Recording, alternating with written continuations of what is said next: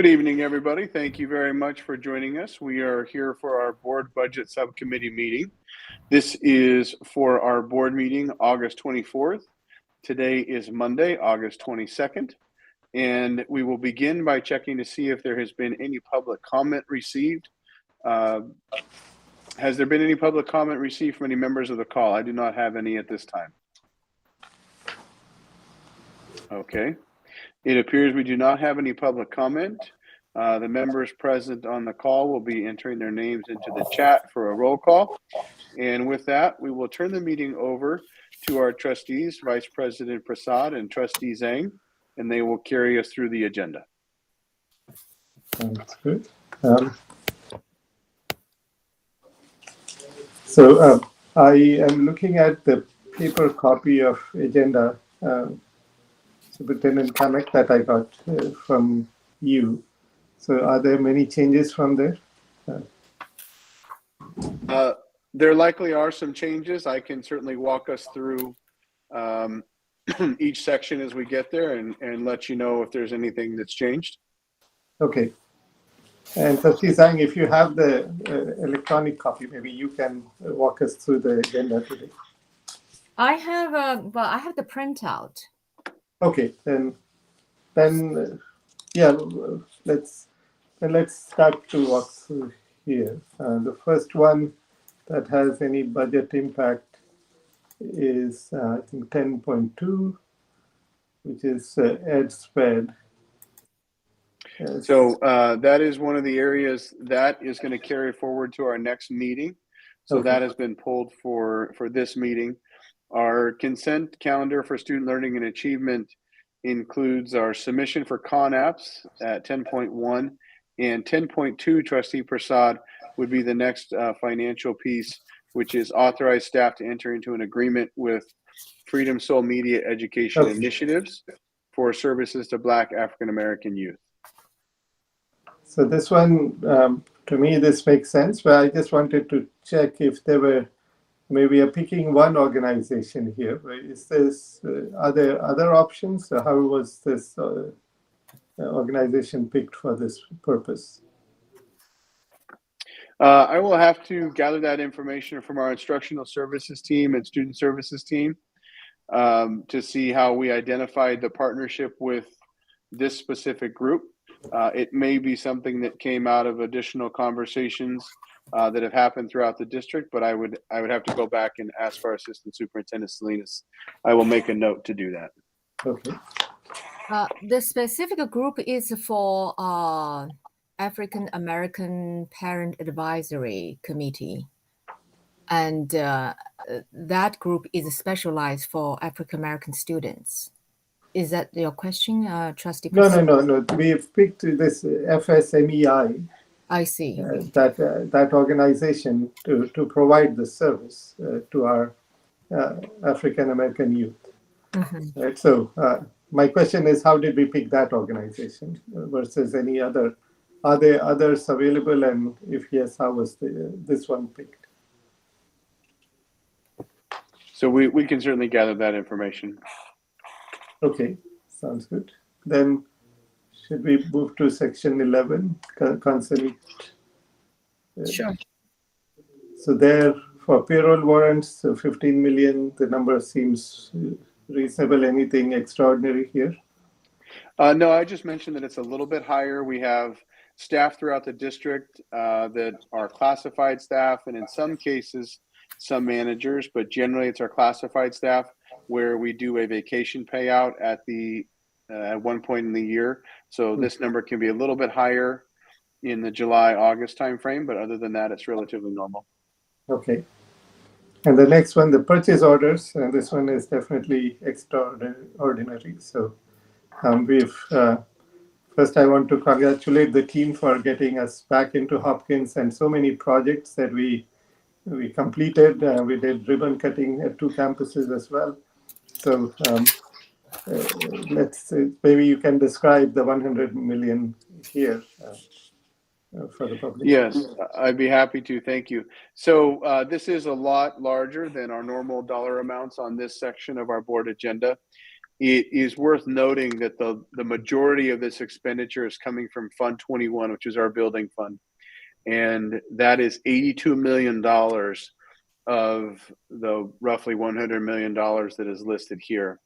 And so when you start to look at that in a breakdown, most of this is related to the progress and construction that we've already made for Centerville, for Thornton, as well as some of the work for Kennedy, as well as some of the work for Hopkins, and also some of the work for the Washington Theater.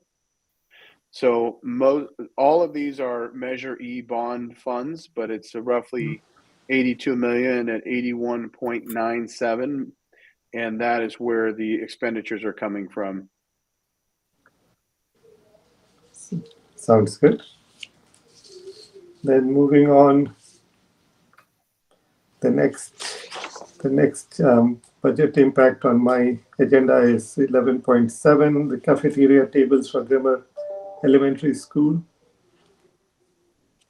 So that's 11.4 on the updated agenda, but it is still there. Okay. And that is coming out of Fund 40, just over $30,000. And that is to purchase cafeteria tables for Grimmer.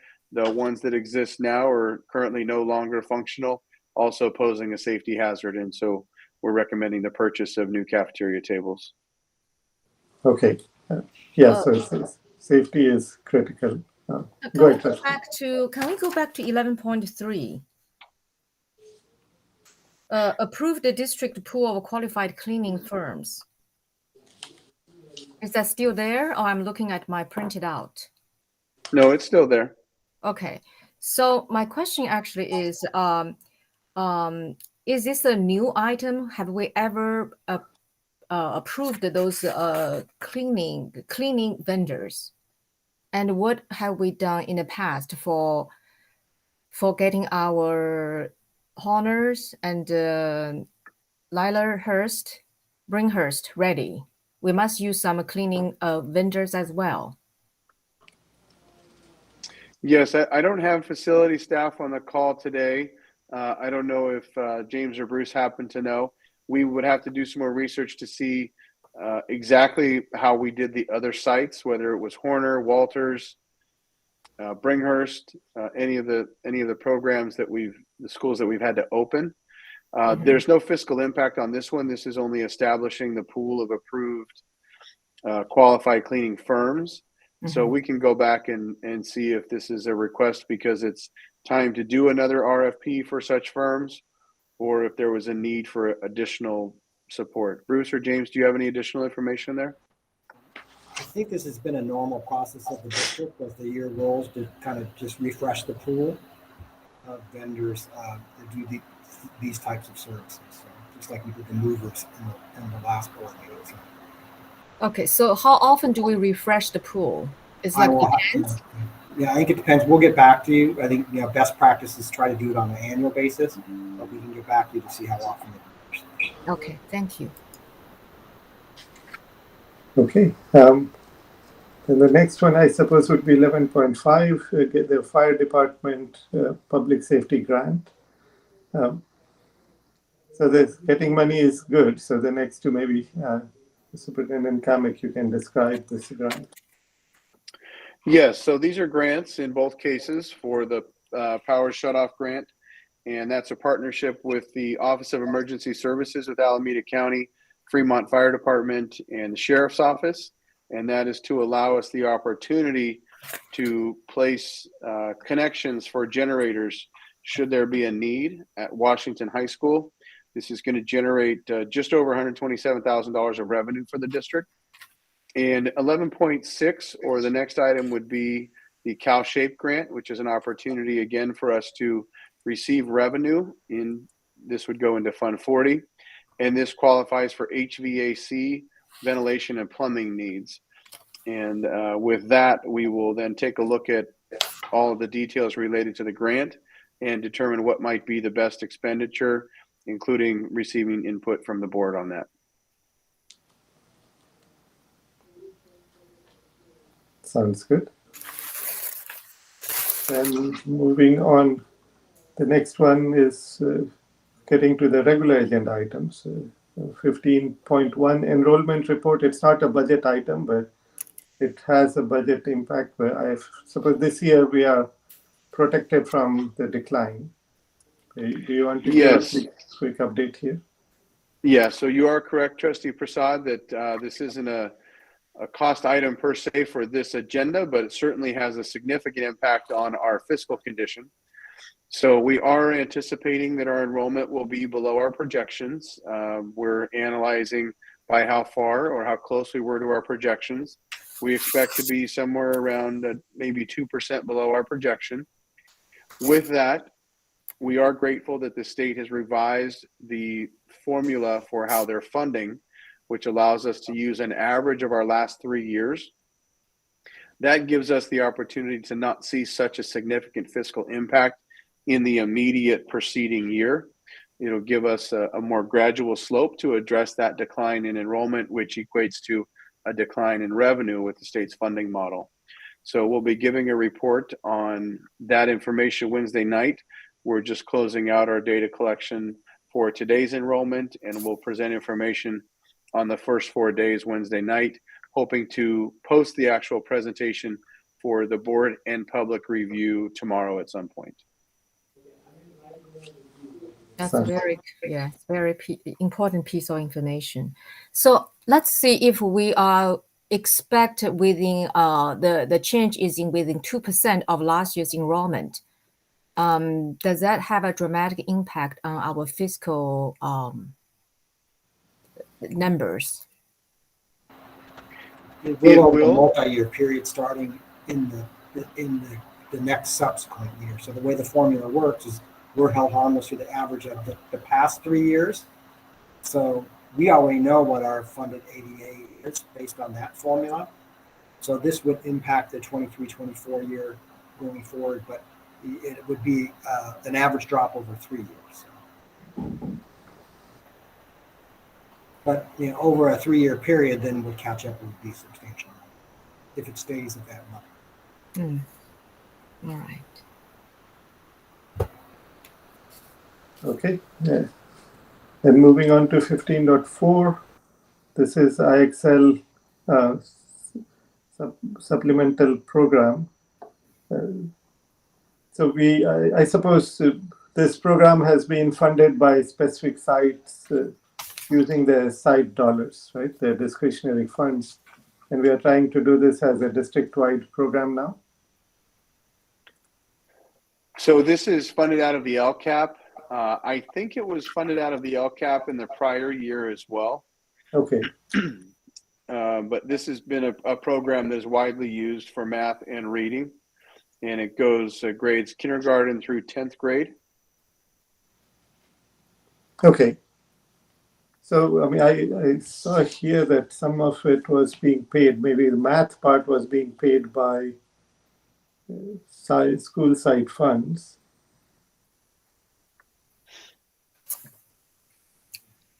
Anyway, so the point is, so this is I mean, if it's an ongoing program, I'd like to know what was the prior amount.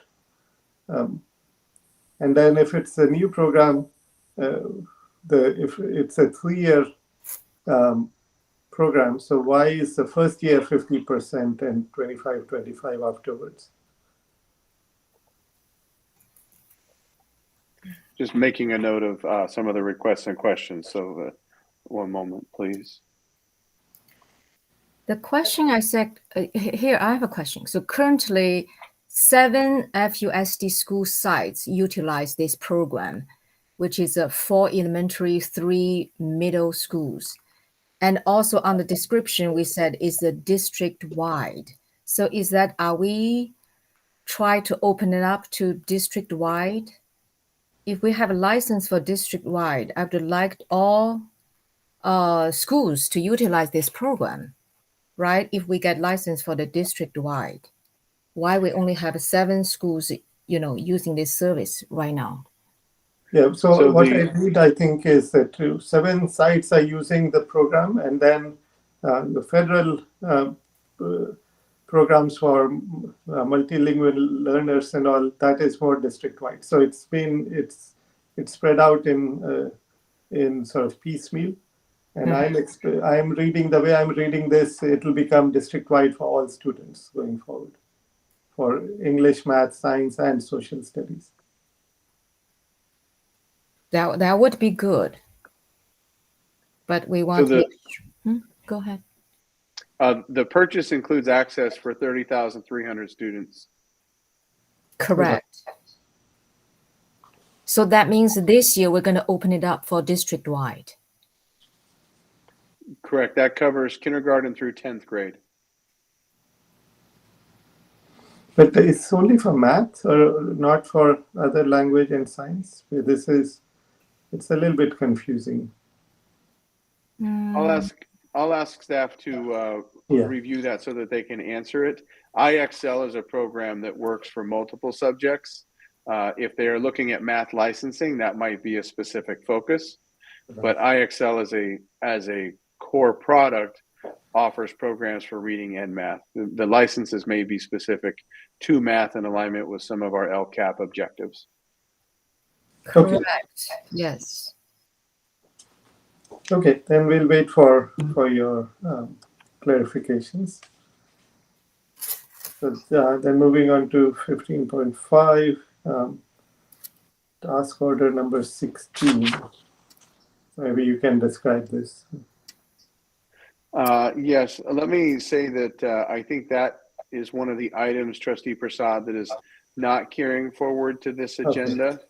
Okay. So the next cost item is on my agenda at 15.6, which would be the authorization to authorize the recommended staff purchase of supplemental Amplify Science K5 book sets and grades K8 lab kits.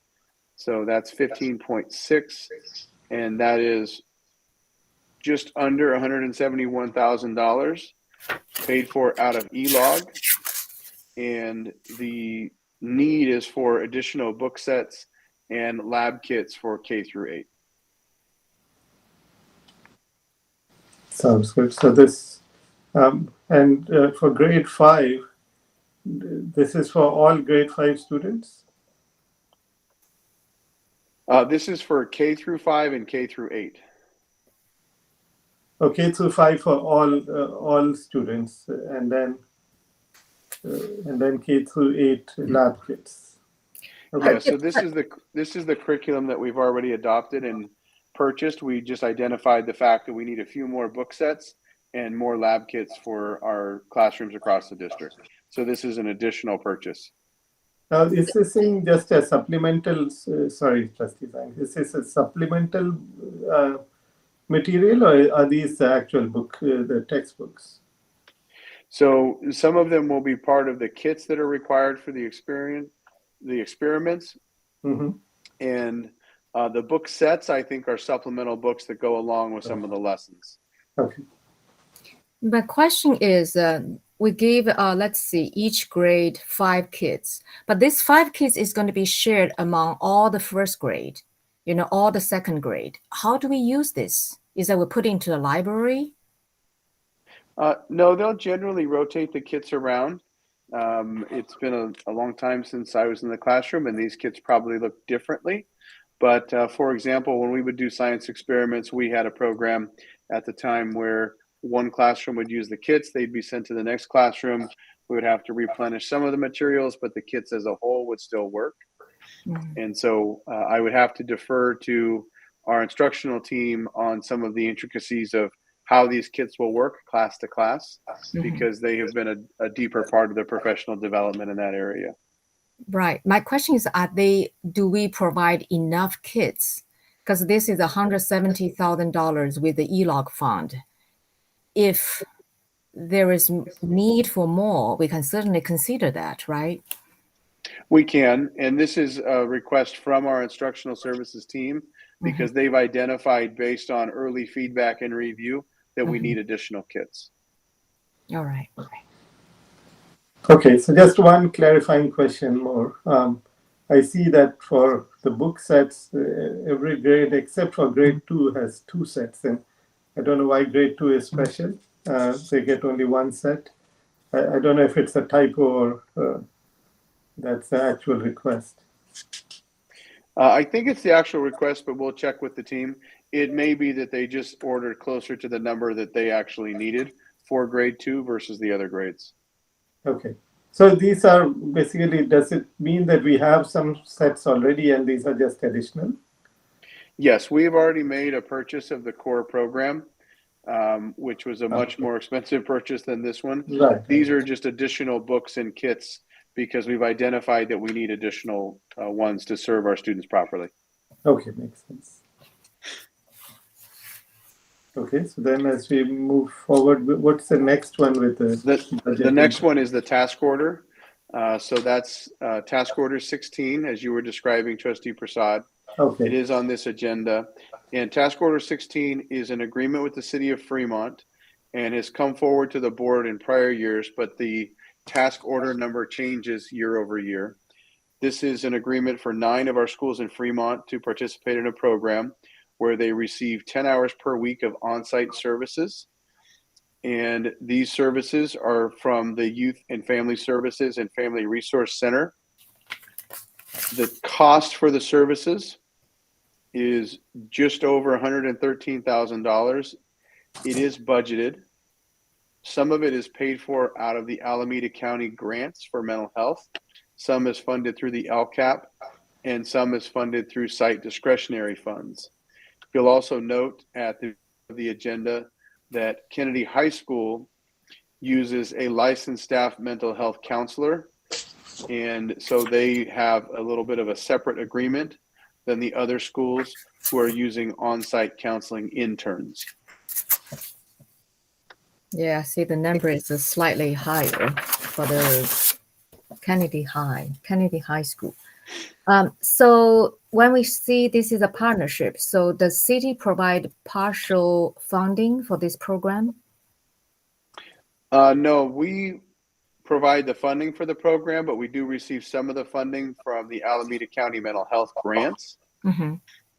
And so the partnership is our partnership in working collaboratively to serve the students with the staff of Youth and Family Services and their interns, as well as some of their licensed mental health counseling staff. Okay, the intern and the counselor is from the city's youth and youth department, right? Youth and family department. Yes, Youth and Family Services. That's correct. All right.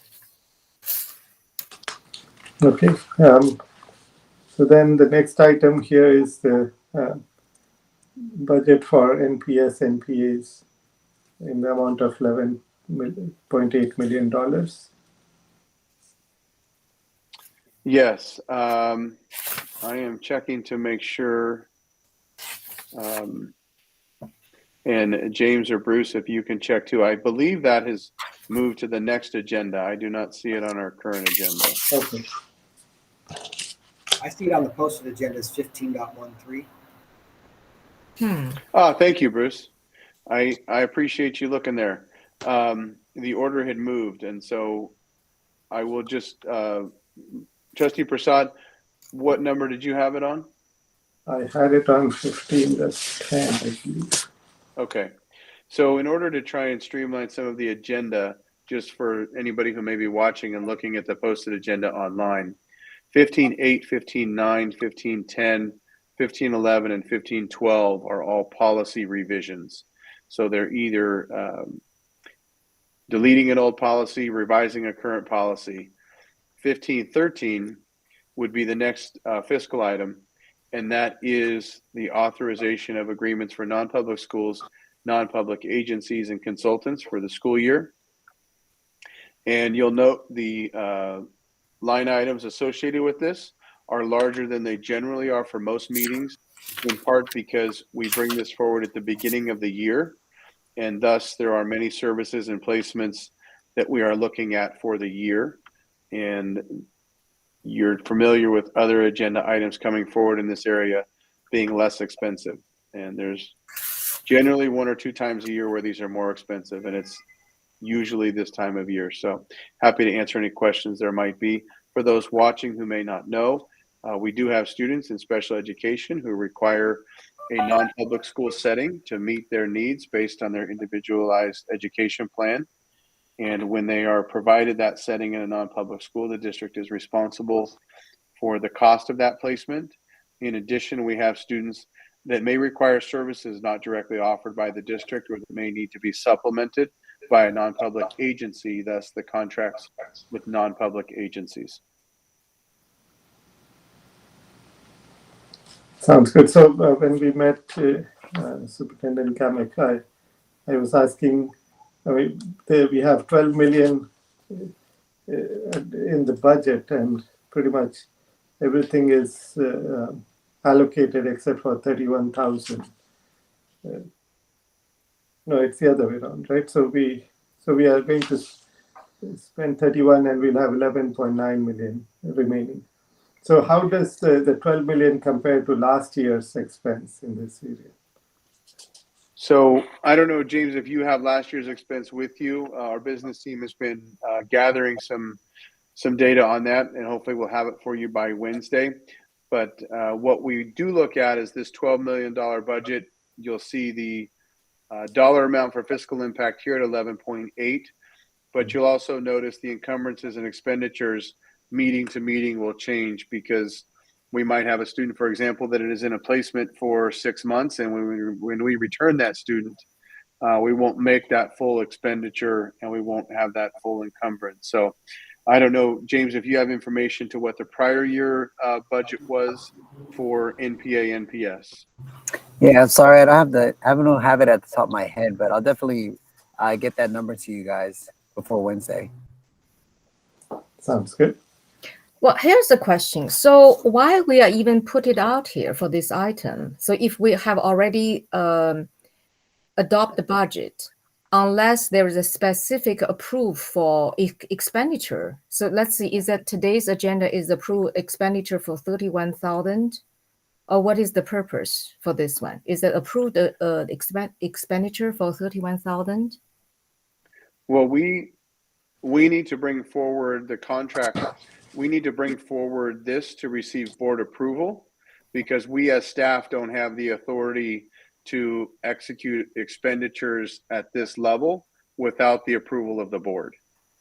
Okay, so after this, the staff is going to move the money from the general fund to allocate to the special category of NPS. I believe it's already budgeted. This is showing you the backup of the contracts that we expect to approve that are going to be the expenditures of the budget, right? So this is getting the authority to spend the budget on these contracts. So these are in the attachments, right? So we don't have. Yes, those are the attachments. Okay. Okay, so I don't have any further questions. So on my agenda, there's no other item with fiscal impact or budget impact. Yeah, the only other item was, I do want to note that one of the policy revisions, I don't think it has a real budget impact, but there is dollar amounts associated with it. We're bringing forward a first reading of the revised board policy for attendance at conferences, workshops, and travel. And what we are looking at there is our prior policy set forward $20 for breakfast, $25 for lunch, and $35 for dinner. And staff is proposing that change to a per diem allowance as opposed to the per meal amount. And that revision will come forward. But the per diem allowance is going to be the same dollar amount in total as the prior structure. So. Sounds good. That is for all the school employees, right? That's correct. Okay. That's it. Okay. Very good. So if there's nothing else, we can adjourn. Okay, thank you. Our staff will gather the information on the questions asked for the prior year costs for IXL and math only, and clarify the Amplify and then the non-public school prior year budget as well. Sounds good. Thank you very much. Thank you. See you on Wednesday. Bye. Hey, take care, everybody. Bye now.